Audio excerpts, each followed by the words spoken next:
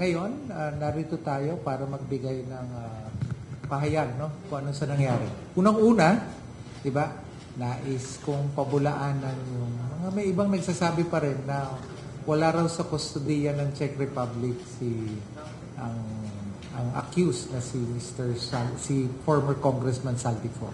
Okay, with this press briefing, I do confirm that it's not a belief, it's a factual setting na doon sa kustodiya ng Czech authorities si Congressman Saldico.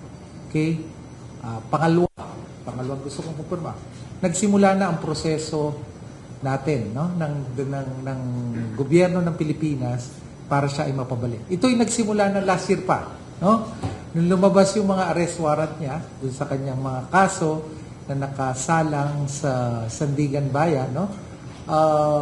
As early as November 24, yung ating PCTC, no?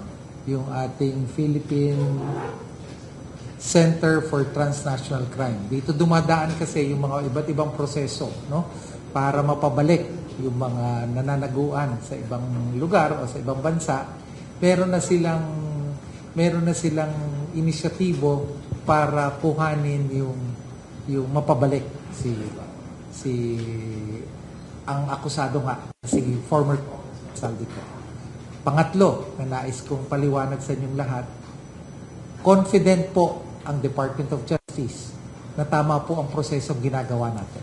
Marami po may mga options po tayo, legal options sa ginagawa para mapabalik siya sa atin. At ngayon nga po, may mga pag-aaral pa tayong tulad na ginagawa. Kanina, I had a short meeting with the Secretary of Foreign Affairs so that your Secretary of Justice will be properly guided in how to deal with this, to understand the lay of the land in the Czech Republic so that we don't do missteps, no?